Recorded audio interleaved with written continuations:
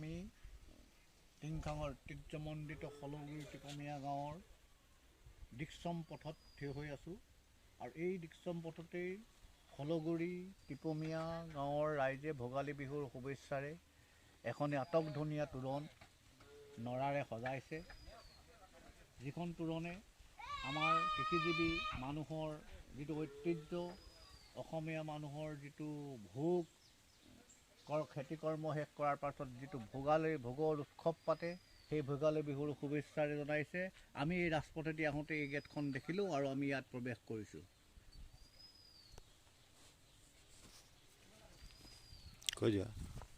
আমি গৈ আছোঁ, সন্মুখত এটা জান আছে, জানটোৰ ওপৰত এখনি বাঁহৰ দলং সজাইছে যাতে তেওঁলোক সুন্দৰভাৱে অহা যোৱা কৰিব পাৰে। ভোগালী বিহুৰ উৰুকাৰ পৰা ভোগালী বিহু মেজিত জুই দিয়ালৈকে তেওঁলোক যাতে আহিব পাৰে, তাৰ কাৰণে এখনি ধুনীয়া বাঁহৰ দলং সজা হৈছে, যিখন দলং ভৱিষ্যতৰ কাৰণেও ইটোৰ পৰা সিটো মূৰলৈ যাবলৈ সুবিধা হ'ব।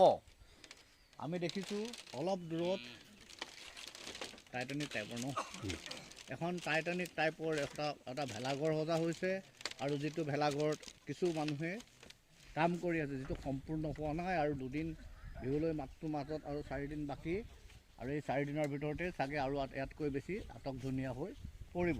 হ'ব বাৰু একো নাই, কিন্তু মই সুধিব খুজিছিলোঁ আপোনালোকক যে আপোনালোকৰ সন্ধিয়া সাঁজটো কিহৰ লগত দিব? সন্ধিয়া সাঁজটো আমাৰ ইয়াত গাহৰি হ'ব। হয়, আমাৰ পৰম্পৰা যিটো চলি আহিছে ককা দুদি দিনৰ পৰা, সেই পৰম্পৰাটো আমি বজাই ৰাখিব লাগিব। হাঁহ এহাল আছে, তাৰ উপৰি আমাৰ গাহৰি, যি গাহৰি নাখায় মাছ নোখোৱা ব্ৰইলাৰ হ'ব। তেনেকৈ আমাৰ পৰম্পৰাগতভাৱে মাঘৰ বিহুত আমি কিছু মানে স্বৰ্গীয় দ্ৰব্য সেৱন কৰোঁ, সেইখন ওলাবনে? সেইখন হ'ব নিশ্চয়, সেইখন হ'ব, ওলাব। উজনি মাছ বনোৱা হৈছে বাঁহৰ কাঠিৰে আৰু নৰা দি পেলাই, আৰু লগে লগে আমি দেখিছোঁ যেন এখন কল্পনা কৰিছে, তেওঁলোকৰ যিসকল উদ্যোক্তাসকলে কল্পনা কৰিছে যে টাইটানিকখন সাগৰৰ ওপৰেদি আহি আছে আৰু তাত মাছে খলখলাই হাঁহিছে। আমি এতিয়া সুধিম, কোনে আঁকিছে বাৰু? মই বনাইছিলোঁ। হয়, ভাবিলোঁ টাইটানিকখনতো বনোৱা হ'ল ইতিমধ্যে, ভাবিলোঁ মাছ দুজনী বনাই দিলে মানে বেছি ভাল লাগিব বুলি মানে মাছ দুজনী বনাই দিলোঁ। হয়, বনাওঁতে মানে ভাবিছিলোঁ তিমিয়ে বনাম বুলি, কিন্তু তিমি নহ'লগৈ, মানে কি মাছ হ'ল, কিবা মাছ এটা মাছজনী হ'লগৈ আৰু। তাকে ওচৰতে সৰু মাছজনী বনাই দিলোঁ আৰু ৰাইজে মানে দেখিও ভাল পাব। বৰ সুন্দৰ লাগিছে, ধুনীয়া লাগিছে। টাইটানিকখনৰ লগত মাছকেইজনী থকাৰ বাবে আমি এক জীৱন্ত চিত্ৰ যেন অংকিত হৈছে, তেনে এক আমাৰ অনুভৱ হৈছে।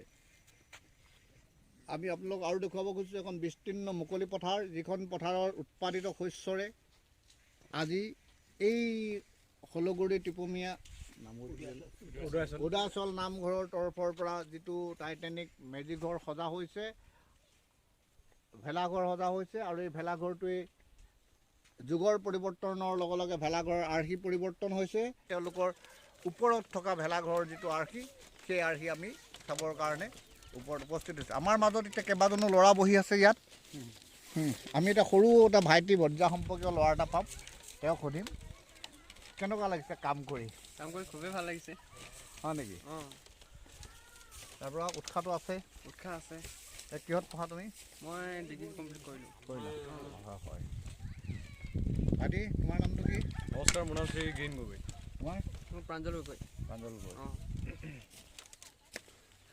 এতিয়া আমি ভিতৰত সোমাম, আমি লক্ষ্য কৰিম ভিতৰটো কেনেকৈ বনাইছে। আমি এতিয়া জোতাযোৰ পিন্ধিয়ে সোমাই দিছোঁ আৰু ভিতৰত